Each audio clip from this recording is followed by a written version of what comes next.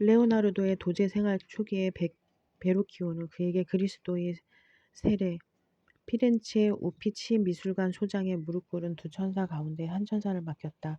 스승이 제자에게 보조 인물을 그리도록 지정해 주는 것은 흔히 있는 일이었으나 이것은 베루키오에게 있어 치명적인 실수였다.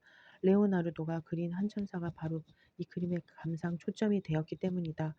베루키오는 레오나르도의 재능에 압도되어 다시는 붓을 들지 않았다. 레오나르도는 어린 시절 출생지인 토스카나에서 초록빛 가득한 언덕에 오르며 자연에 대한 호기심과 열정을 갖게 되었고, 예술가로서 또 과학자로서 자연을 주의 깊게 바라보았다. 언덕에 있던 신비한 동굴은 그에게 지질학에 대한 일생의 열정을 심어주었다. 실제로 이러한 언덕에서의 탐험을 통해 그는 지구가 당시 알려져 있던 것보다도 훨씬 오래되었다는 확신을 갖게 되었다. 보편적 믿음을 뛰어넘은 관찰력으로 일찍부터 하나의 위협을 달성한 것이다. 그의 풍경 스케치 가운데 가장 먼저 알려진 펜과 잉크로 그린 1473년 습작 피렌체 우피치 미술관 소장은 그가 피렌체에 살던 21세 때 그린 것으로 언덕 꼭대기에서 바라본 아르노강 유역을 묘사하고 있다. 이 그림에서 흠잡을 데 없는 원근법, 제도술, 명화법 등 예술적인 장치들이 가득 담겨 있다. 그러나 물리학자의 눈으로 멀리서 바라본 빛의 밝기 변화, 지질학자의 눈으로 본 암석의 구조 또한 빼놓을 수 없는 부분이다. 그는 노트에 암석을 분류하고 그 기원에 관해 기록하면서 태저감을 구분해 놓았는데, 이는 지질학 및 분류법이 창안되기 훨씬 이전의 일이다. 그는 암석의 줄무늬와 층을 보고 수평선을 띠는 것도 있고 비스듬한 형상을 보이는 것도 있었다. 융기 절차를 거쳐 암석이 형성되었을 가능성을 생각해 보기도 했다. 산맥의 형성은 융기라는 부수적인 절차를 통해 이루어진다는 사실을 입증한 판구조 이론을 사색이나 앞지른 것이다. 레오나르도의 스케치와 몇몇 유명한 걸작을 보면 지질학적으로 흥미로운 지형들이 인상적인 배경을 이루고 있다. 자연의 비밀을 탐색한다는 점에서 자연과학이 레오나르도에게 숭고한 동기였다면, 발명품들을 고안하여 삶을 좀 더 효율적이고 표현하고 흥미진진하게 만든다는 점에서 응용과학 역시 마찬가지였다. 그러나 자연의 고유 발명품들이 단연 가장 아름다웠다는 부족함도 없고 지나침도 없이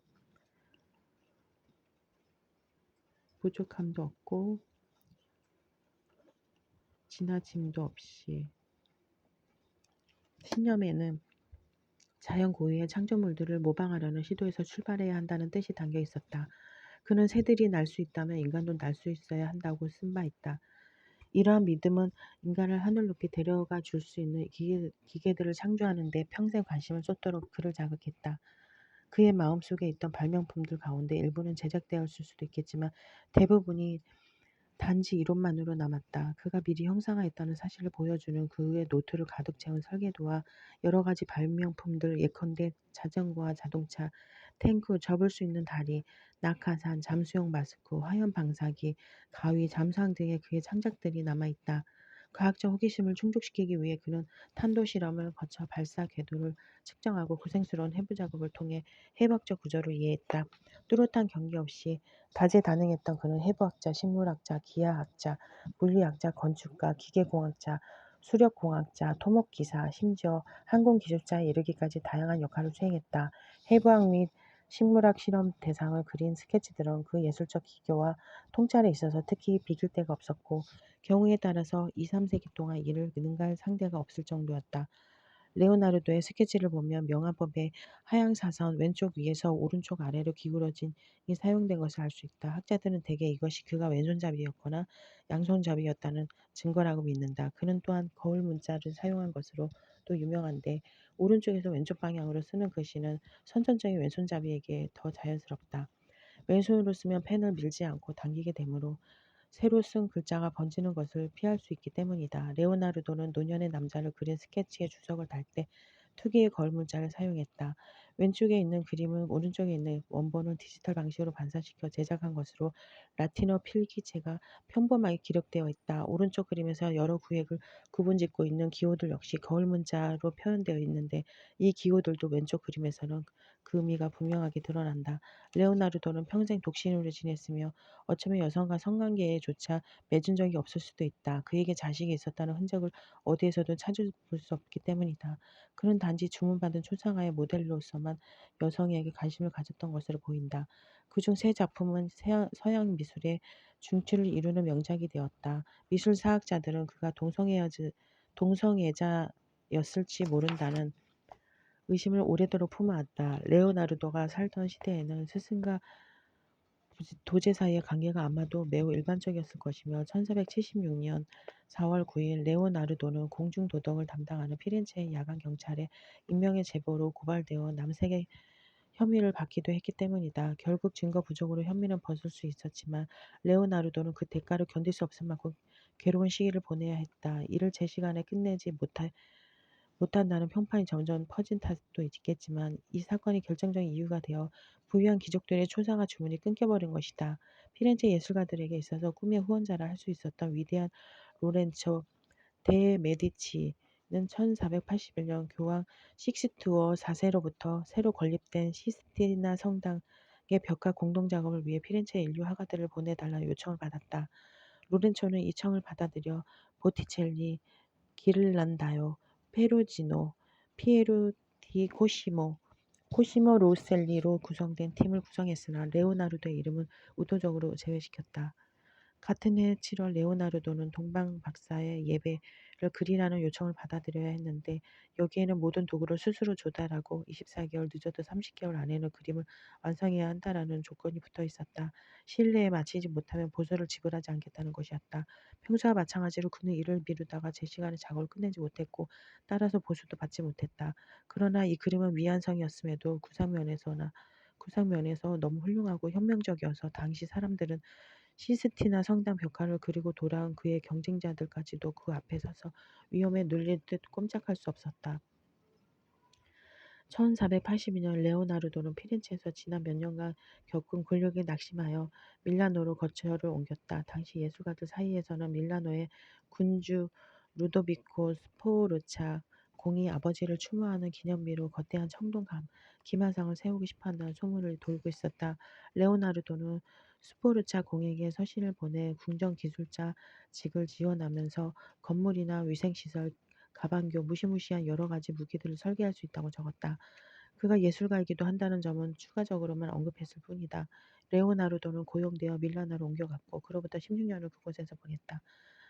스포르차는 예술가와 지식인들을 데려와 룸바르디아의 시골 지역에 있는 부유한 도시를 피렌체와 맞먹는 문화 중심지로 변모시켰는데 계획에 착수했다. 레오나르도와 동시대에 밀라노에 있었던 사람들 가운데는 후에 로마의 성 베드로 성당을 설계한 건축가 브라만테와 레오나르도가 사파에 넣은 책 신성 비례를 저술한 수학자 루카 파치올리도 있었다. 레오나르도는 이 거대한 청동 가마상을 통해 그의 예술적 노력에 대한 최고의 영예를 얻을 수 있을 거라고 생각했다. 작업을 시작해도 좋다는 루도비코의 최종 측량을 받자 그는 생각해두었던 무수한 후보작들을 정리하여 신속하게 설계를 완성했다.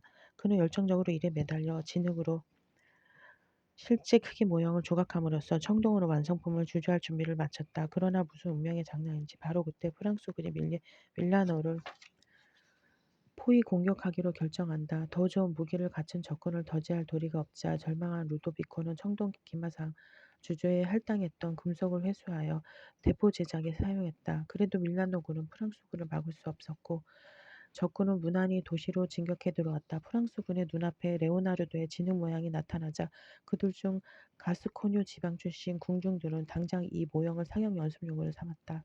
레오나르도는 자신의 꿈이 수치스러운 종말을 맞는 광경을 보고 매우 낙심했지만 그가 할 수 있는 일은 하나도 없었다. 그는 급속도로 멸망해가는 스포르차 왕조의 생존을 위한 필사적인 몸부림을 이해했다. 루도비코는 스위스의 창병으로 위장하여 달아나려 했으나 프랑스군에게 붙잡혀 지하 감옥에 갇혔고 그곳에서 삶의 마지막 10년을 보냈다. 그러는 동안 레오나르도는 조수 안드레아 살라이와 수학자 친구 루카 파치올라와 함께 처음에는 만토바로 이동했다가 다시 베네치아로 옮겨가 그곳에서 몇 개월 보냈다. 신성 비례의 씨앗이 뿌려진 시기가 바로 이때쯤이었을 것이다. 1509년 베네치아에서 출판된 이 책은 기하학적 형태와 무늬에 대한 레오나르도의 평생에 걸친 관심을 잘 나타내주고 있다. 이 그림은 개인적인 낙서였으나 결과적으로는 인쇄물로 출판되었다. 1482년부터 1500년까지 밀라노에서 보낸 이 기간은 레오나르도에게 있어서 발명의 절정기였으며 특히 과학과 공학 분야에서 두드러진 성과를 보였다. 프랑스군이 밀라노를 함락시키고 도시의 시민들이 루도비코를 추방하자 레오나르도는 이 도시와 함께 거의 600플로린에 달하는 금액을 단념해야 했다. 일을 하면서 마지막 2년간 보수를 받지 못한 데다 청동기마상을 완성할 수도 없게 되어버렸기 때문이다. 그는 몇 점의 그림을 제작했는데 그 중에는 단 3작품밖에 없는 불의 여인 초상화 가운데 두 번째 그림에 흰 담비를 안고 있는 여인 체칠리아 갈레라니의 초상화도 있었고, 케네스 클라크가 유럽 미술의 주춧돌이라고 평한 최후의 만찬도 있었다. 뿐만 아니라 그는 마음속에 있는 발명품들을 노트나 낱장의 종이에 그려 무수히 많은 스케치들을 모아두기도 했다. 레오나르도는 피렌체로 돌아가 잠시 머물렀다. 작가들과 시인, 미술가, 건축가들은 그를 중요한 인물로 대접했으나 그보다 젊고 재능도 뛰어난 조각가 겸 화가 미켈란젤로에게 하는 것만큼 그에게 아첨하지는 않았다. 그는 밀라노에서처럼 콘스탄티노플에서도 궁정기술자직을 맡아 오스만 제국 술탄 이슬람 최고 통치자의 칭호 바예지드 2세의 초상화를 그리게 될 수도 있었다. 이 지원서에 그는 골든혼 다리와 그보다 훨씬 광대한 보스포루스 해협을 가로지르는 불교의 예비 설계도를 첨부했다. 그러나 그의 지원은 받아들여지지 않았고 레오나르도는 우르비노로 가서 그곳의 새로운 군주 세사레 보르자의 후원을 받으면서 일하게 되었다. 레오나르도는 보르자에게서 이탈리아에 흩어진 도시국가들을 통합할 수 있는 가능성을 보았다. 또한 그는 우르비노에서 니콜로 마키아벨리를 만나 친분을 쌓았는데 군주로는 마키아벨리가 주로 보르자의 업적을 모범으로 하여 저술한 책이다. 그러나 채 5년이 지나지 않아 보르자 가문의 난폭한 전지 정치의 환멸을 느낀 레오나르도는 우르비노를 떠나기로 결심한다. 마키아벨리를 통해 레오나르도는 피렌체에서 작품 의뢰를 받았고 그와 미켈란젤로는 베큐오 궁전을 홀 양쪽 벽에 각자 하나씩 벽화를 그리기로 되어 있었다. 그중 레오나르도가 맡았던 대벽화 앙기아리 전투는 1440년 동맹의 전투에서 피렌체가 밀라노를 상대로 거둔 승리를 기념하기 위한 것이었다. 몇 가지 착상이 그의 노트에서 형태를 잡아가기 시작했으나 안타깝게도 의뢰는 철회되었다. 르네상스의 두 거장이 그린 벽화들을 같은 공간에서 동시에 볼 수 있는 가능성은 나타나자마자 사라져버리고 만 것이다. 이후 레오나르도가 몇몇 도시에서 머물렀던 기간은 더 짧았다. 1506년 그는 밀라노를 점령한 프랑스인의 초청을 받고 밀라노로 돌아갔으며 그곳에서 루이 11세는 그에게 궁정 화가 겸 기술자 자격을 부여하면서 한동안 그의 보호자이자 후원자가 되었다. 레오나르도가 훗날 자신에게 영속적인 영향을 미치게 되는 두 젊은이를 만난 것이 바로 이 무렵이었다. 한 명은 파비아 대학의 젊고 유능한 해부학 교수 마르칸토니오 델라 토레였는데 그는 이후 레오나르도의 해부학 연구에 어느 정도 방향을 제시해 주었다. 그리고 또 한 사람은 패기 넘치는 젊은 예술가 프란체스코 멜치로 레오나르도의 집주인 지롤라모 멜치의 아들이었다. 후에 레오나르도의 도제이자 가장 가까운 제자가 되는 젊은 멜치와의 관계는 거의 부자관계와도 같은 상호 헌신으로 해석되고 있다. 그가 두 번째로 밀라노에 머문 기간은 6년에 불과하다. 프랑스군이 파비아 전투에서 패하고 물러가자 스포르차의 상속자인 막시밀라노가 도시의 지휘권을 차지하는데 그는 장차 이 도시에 예술이나 학문 혹은 다재다능한 천재가 필요하다고는 거의 생각하지 않았기 때문이다. 레오나르도는 교황 네오 10세의 요청을 받아들여 1513년 로마로 갔다. 그러나 그가 그림을 그리는 대신 새로운 종류의 유학을 제조하는 데 열중한 것이 또 한 번 일신상에 몰락을 불러왔고 그 결과 교황의 관심은 젊은 라팔로의 재능으로 옮아갔다. 얼마 지나지 않아 레오나르도는 뇌졸중 후유증으로 오른쪽 팔이 부분적으로 마비되어 사실상 화가로서의 삶을 이어갈 수 없게 되었다. 1516년 프랑스의 왕 프랑스와 1세는 레오나르도와 친분을 맺고 이 나이든 예술가와 2명의 조수를 프랑스로 초청했다. 그리하여 레오나르도와 그의 추종자들은 이탈리아를 떠나 파리에서 남쪽으로 약 100km 떨어진 앙부아즈로 향했다.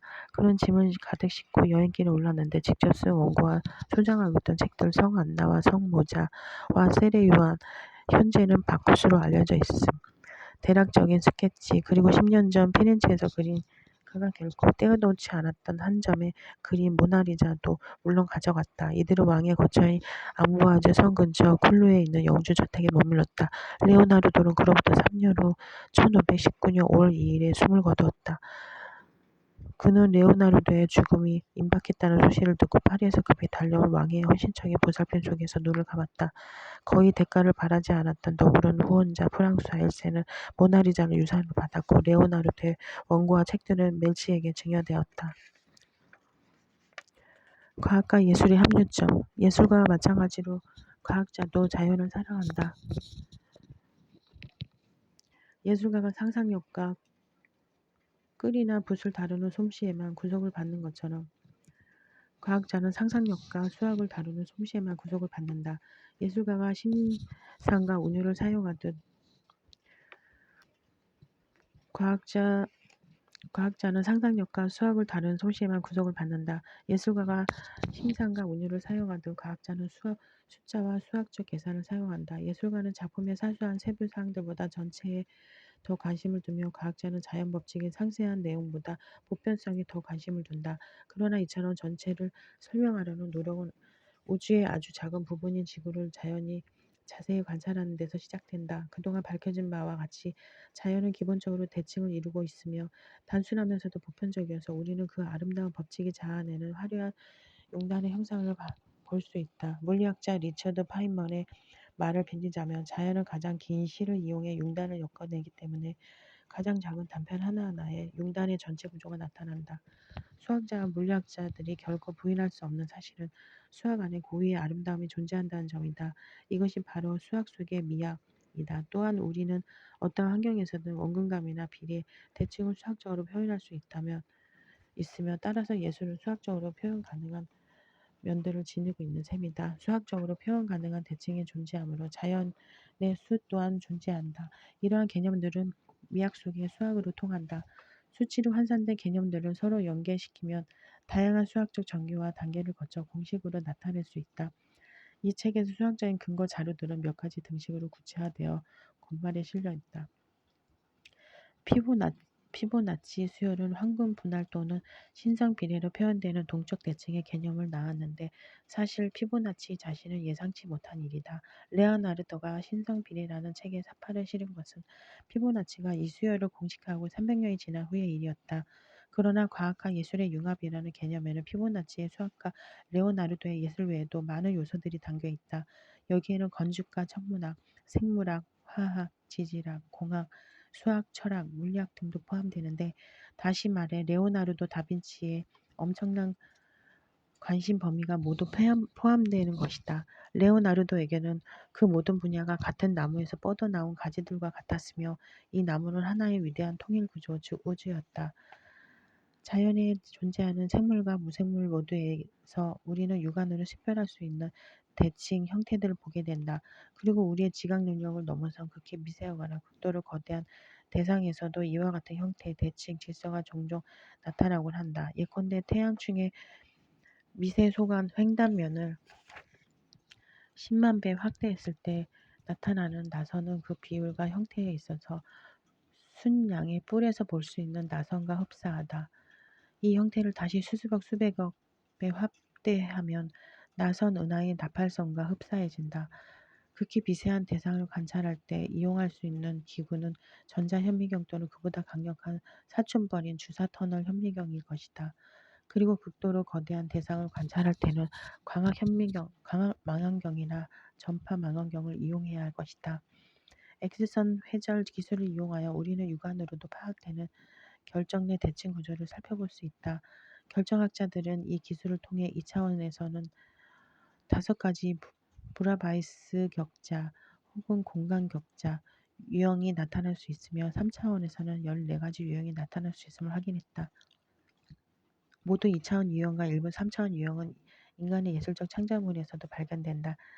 결정학이 과학의 범주에 포함되기 1000년 전 무어인 예술가인 특히 인간의 형상을 만드는 일이 금지되어 있었던 수피나 이슬람 예술가들은 신비로운 서예 및 기하학적 디자인들을 만들어냈는데 이 디자인을 통해 우리는 그들이 공간 격자를 직관적으로 이해하고 있었음을 알 수 있다. 그러나 다의 알람 브란 공전 뉴욕과 코르도바의 대사원에 있는 모자이크와 돌 조각은 공간 격차를 가장 극적으로 보여주는 예다.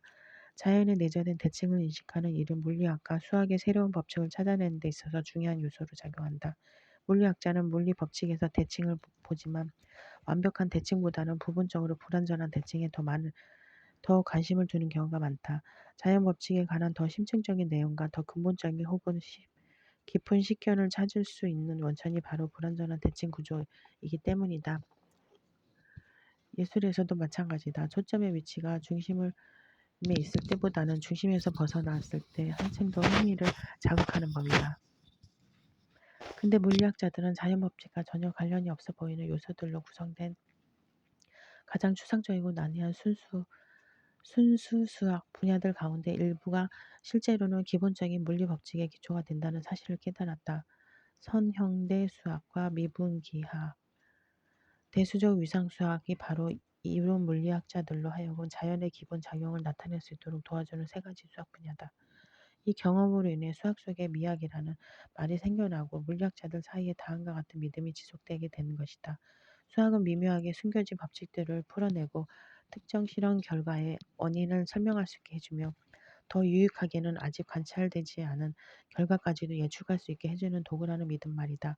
그러나 자연의 법칙을 설명하는데 어째서 이처럼 놀라운 수학의 유효성이 필요한지에 관해서는 아직 아무런 설명도 이루어지지 않았다.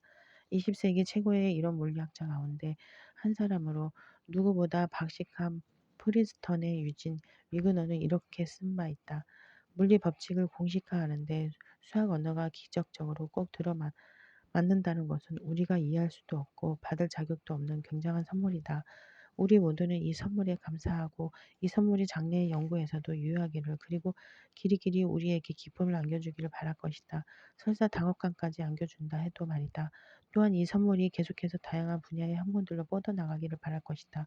1978년에 그린 나의 잉크 스케치에서 볼 수 있는 위그너는 과학이 우주의 수학적 본질에 관한 의문을 풀어내지 못한 것을 가리켜 치욕인간 이해력의 막대한 결함이라고 표현했다. 이 주제에 있어서 위그너보다 설득력 있게 말할 수 있는 사람은 아무도 없었을 것이다.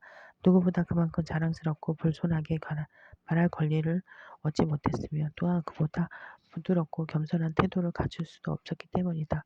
그의 가장 중대한 작업은 굴론을 도입한 물리학과 그에 따른 대칭의 문제들을 소개하는 일, 다시 말해 우리의 자연 탐구에 탁월한 공헌을 한 것으로 드러난 형식주의를 소개하는 일이었다. 대칭은 조화와 균형, 비례 등의 감각을 만들어내기도 하지만 연립주택이나 동일한 조각상들의 끝없는 행렬같이 지나치게 많은 대칭은 부정적인 감정적 영향을 미칠 수도 있다. 이와 유사하게 비대칭은 불일치나 균형의 결여감 같은 느낌을 불러일으킬 수 있다. 하지만 어떤 경우 예컨대 달걀의 모양에서 볼 수 있듯 비대칭은 해방감의 자유, 신비감 등의 긍정적인 감정 반응을 일으키기도 한다. 그로 인해 우리는 오로지 완벽한 대칭만을 봐야 한다는 편견에서 해방되어 알프스 산맥을 진기하고 아름다운 자연의 창조물로 여기게 된 것이다. 마찬가지로 가장 훌륭한 시각예술 및 음악 작품들에는 반복적인 규칙이 나타나지 않는다. 사실상 단조로움이라는 개념은 예술적 사회적 혐오 대상 가운데 하나이기 때문이다. 17세기 셰익스피어와 동시대에 살았던 한 젊은 시인은 다음과 같은 말을 남겼다. 의상에 스며있는 달콤한 무질서는 옷의 활기를 불어넣는다. 무심하게 메어넣은 구두끈에서 나는 야성적인 정중함을 본다. 한치의 어긋남 없이 정확한 기교보다 내게는 더 매혹적이니. 로버트 헤릭 1591년에서 1674년 똑같은 양식을 보이는 자연적 예술적 현상들의 예를 일일이 나열하여 제시하는 것이 이 책의 목적은 아니다. 이 책에서는 그보다 기본적인 대칭 및 패턴들을 세밀히 살펴보고 전혀 다른 규모에서 유사한 형태를 만들어낼 요인들을 조사해 보고자 한다. 또한 우리는 미학과 그 기초를 이루는 수학의 개념도 검토해 볼 것이다. 이러한 작업을 위해서는 서로 합류점을 보인다고 여겨지는 수학과 과학의 상호 역학 관계와 더 작게는 대칭을 선호하는 인간의 잠재적인 심리를 연구해 보아야 한다. 관찰의 힘. 근대 과학의 수행에 필수적인 관찰 기술들은 르네상스 예술가들이 도입한 기술로부터 전해 내려온 것이다. 사람들은 과학의 가장 위대한 발견은 과학 그 자체라고 말하곤 한다. 그러나 예술가야말로 자연을 모방하려는 시도를 통해 자연을 보이는 있는 그대로 자연을 보이는 그대로 관찰하는 걸로 가장 먼저 터득한 사람들이었다. 그리고 예술가에게 있어 르네상스 시대의 가장 위대한 발견은 사실 재발견이라고 해야 옳겠지만 인간이 만물의 척도라는 고전 사상의 보편적인 개념이었다. 레오나르도가 태어나기 25년 전 소수의 안목있는 예술가들은 올바른 시각으로 자연을 관찰하고 표현하고자 새로운 접근법을 발전시키기 시작했다. 그러나 레오나르도는 직선 원근법이라는 기술을 창안했으며 또한 파트타임 예술가로서 단 몇 작품을 제작했으면서도 역사상 가장 유명한 두 작품, 최후의 만찬, 모나리자를 그려냈다. 뿐만 아니라 그는 생각할 수 있는 모든 주제에 관해 수천 장에 달하는 개인적 관찰 내용과 생각들 그리고 스케치들을 남겼다. 레오나르도의 과학적 기술적 업적을 지난 몇 년간 검토해 온 과학자들, 즉 물리학자, 수학자, 공학자, 천문학자, 신문학자 등 결국 레오나르도가 최초의 근대 과학자라는 결론에 도달했다. 그의 방법론은 갈릴레오가 이룩한 성과를 1세기 이상 앞지른다. 그리고 무엇보다 그가 제기한 독창적인 질문과 통찰력 있는 해법들은 500년이 지난 지금까지도 우리에게 깊은 인상을 주고 있다. 조각은 과학의 모델. 어떤 철학자는 과학은 유일한 분석 과정이며 예술은 유일한 통합 과정이라는 진부한 견해를 내세운다. 이 상투적인 견해에 따르면 과학자는 대상을 분해하고 예술가는 대상을 한데 모으는 셈이다. 야콥 브로노프스키는 이러한 오해에 대해 실상 과학자는 두 가정 모두에 관여하며 이는 예술가 역시 마찬가지라는 반론을 제기한다. 과학자와 예술가 모두에게 있어서 창조력은 자연을 유심히 관찰하고 분석하는 데서 시작되며 자연에서 그대로 드러나는 한계와 본질을 창조적인 정실에 가능한 형태를 한데 모음으로써 즉 통합함으로써 끝을 맺는다는 것이다. 브로노프스키는 조각을 과학의 모델이라고 본다. 페이디아스 고대 그리스의 조각가 이후로 조각가들은 아무렇게나 자른 석재에서 조각상을 떠올렸다. 거친 석재로부터 금방이라도 튀어나올 듯 형상을 보았었던 것이다. 다음은 미켈란젤로가 남긴 글이다.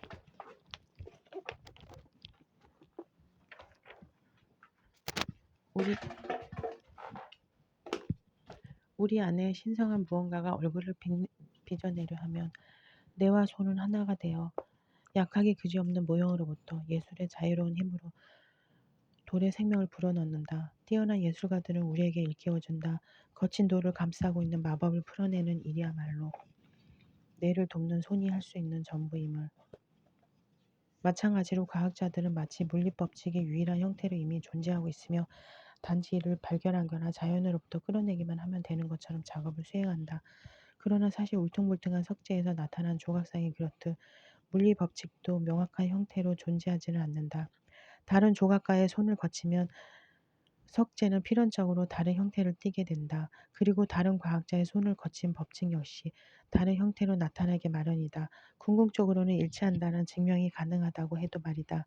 질문이 얼마나 정확하게 제기되느냐에 따라 결과는 다르게, 즉 올바르게 나타날 수 있다. 급진적 환원주의, 특정 분야들, 특히 예술과 과학에서 진보의 과정에는 그 진보에 대한 진정한 이해가 형성되기까지 충돌과 급격한 전진, 그리고 때때로 이에 역행하는 퇴보 등 많은 변화들이 수반된다. 지나친 단순화의 위험을 무릅쓰고 나는 여기에 두 가지 상반된 관점을 제시한다. 영국 BBC 방송의 시리즈 커넥션에 출연했던 제임스 버크는 문명 진보의 뿌리에는 점진적인 상승의 단계가 있다고 주장했다. 반면 한때 버크의 동료였던 브로노프스키는 그보다 앞서 방영되었던 시리즈 인간 등정의 발자취에서 진보는 현상의 전환, 즉 개혁의 형태로 일어난다고 밝힌 바 있다. 이 책의 논점은 두 가지 유형의 변화 모두 필요하다는 것이다. 분명 단계적인 변화가 표준적인 유형으로 통하기는 하지만 단계적인 진보에 얼마간의 질서를 부여하기 위해서는 급진적 환원주의를 즉 통합도 주기적으로 필요하다. 이러한 유형의 변모는 과학과 예술 그리고 여타 다른 영역들에서도 마찬가지로 일어났다. 브루노프스키는 이에 관해 다음과 같이 간략하게 표현했다. 과학과 예술이 사회적인 현상이기는 하지만 이 두 영역에서 혁신은 올바른 눈으로 무질서에서 깊고 새로운 통일성을 인지할 때 비로소 이루어진다. 급진적 환원주의는 과학과 예술에서 다른 각각 다른 목적으로 일어난다. 과학에서 급진적 환원주의는 법칙을 환원하여 그 본질을 드러내려는 시도로 나타난다. 물리 법칙의 결합이나 통합은 곧 하나의 근사한 형식주의, 소위 물리학의 성배로의 급진적인 환원을 의미한다. 예술에서 환원주의는 자연스러우면서 가장 건전한, 즉 진보적인 방식으로 일어났다. 예술에서의 환원주의는 17세기 베르메르에 의해 진행되다가 19세기 위대한 색채화가 터너에 의해 추진력을 얻고 20세기에 이르러 마크 로스코 같은 기하학적 추상파 화가들에 의해 완전한 결실을 맺게 되었다. 그러나 이 운동은 그보다 훨씬 이전 미켈란젤로가 위대한 예술 인생의 막바지에 이르러 노예라 불리는 여러 점의 조각상들을 제작함으로써 다듬어지지 않은 석재에서 인간의 형상을 이끌어냈을 때 이미 시작되었다. 이 조각상들은 현재 피렌체의 아카데미아 미술관에 소장되어 다비드상이 있는 곳으로 이어지는 긴 공간에 일렬로 늘어서 있다. 또 다른 후기 작품 론다니니의 피에타에서 미켈란젤로는 사실주의를 버리고 인물들의 팔다리를 길게 표현함으로써 작품에서 자연보다는 예술이 먼저 느껴지는 매너리즘 양식을 취했다. 이 작품들은 마치 슈베르트의 미완성 교향곡처럼 완성되지 않은 듯하면서도 더할 나위 없이 훌륭하게 완성되었다. 미켈란젤로가 세상을 떠나고 불과 반세기 후 렘브란트는 예술사에서 가장 영향력 있는 초상화들을 그리기 시작했는데 여기에서 그는 섬세한 붓터치와 정확하고 자세한 세부 표현을 버리고 여러 겹의 굵은 분놀림으로 대상의 영혼과 성격을 담아냈다. 예술과 과학에서 종교가 수행하는 모호한 역할, 과학과 예술이 영감과 창조성이라는 측면에서 유사점을 공유한다고는 해도 이들 사이에는 명백한 차이점들 역시 존재한다. 이 책에는 우리가 수학적 용어로 표현하는 대칭과 비례를 예술가들이 의식적으로 사용하는 경우도 실려 있지만 대다수의 예술 작품들은 직관적이고 감정적인 방식으로 만들어지며 상상력과 주관성을 바탕으로 창조된다. 수학적 표현에 대한 관심은 들어있지 않다. 그리고 바로 그 점 때문에 훌륭한 것이다. 과학자들에게도 과학적 혹은 물리적 직관과 상상력은 강력한 자산이 될 수 있지만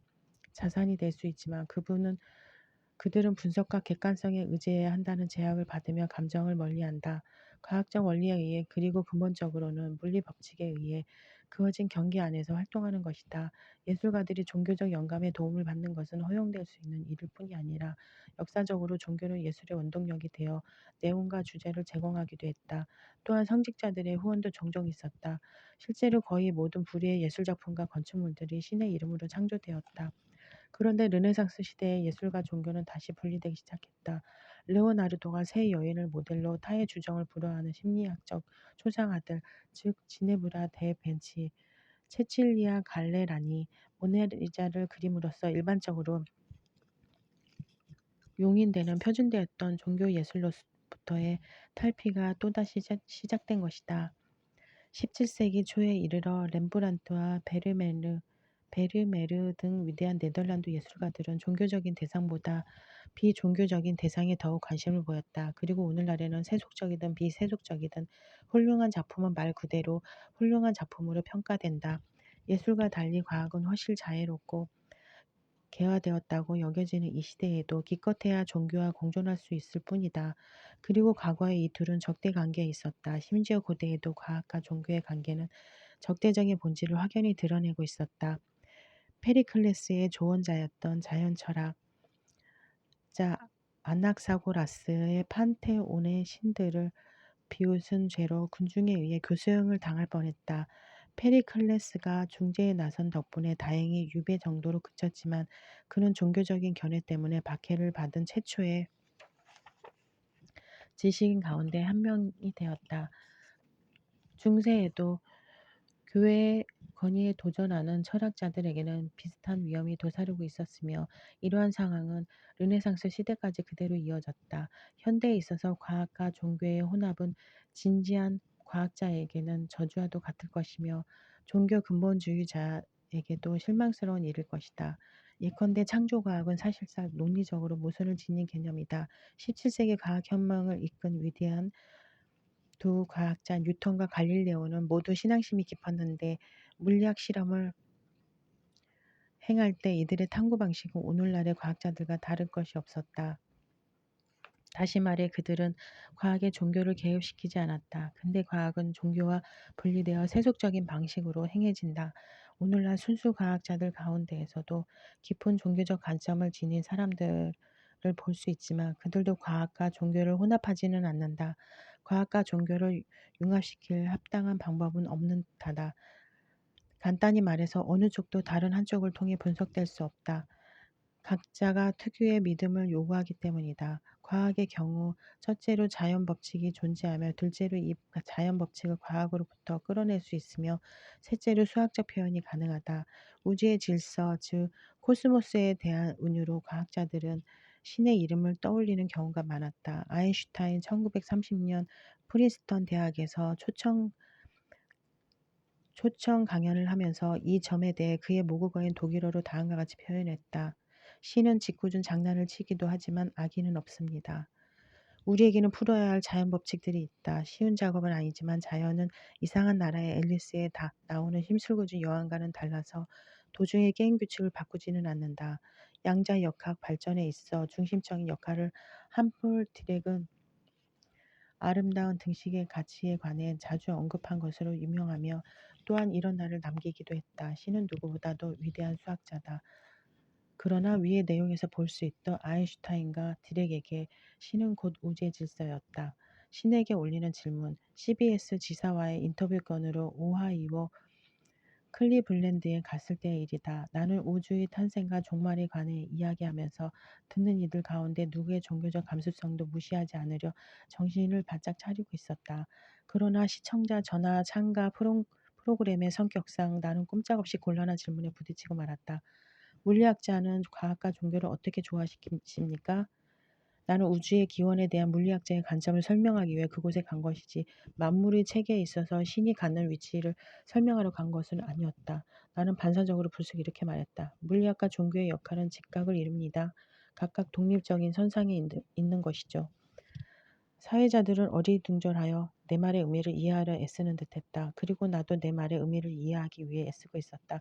얼마간의 시간을 벌기 위해 혹은 대답하기 어려운 질문으로부터 관심을 돌리기 위해 나는 전자석을 발명한 19세기 위대한 물리학자 조셉 헨리에 관한 이야기를 꺼냈다. 1846년 포크 미 대통령은 런던 왕립학계에 서신을 보내 세계 최고의 과학자가 누구인지 물었다.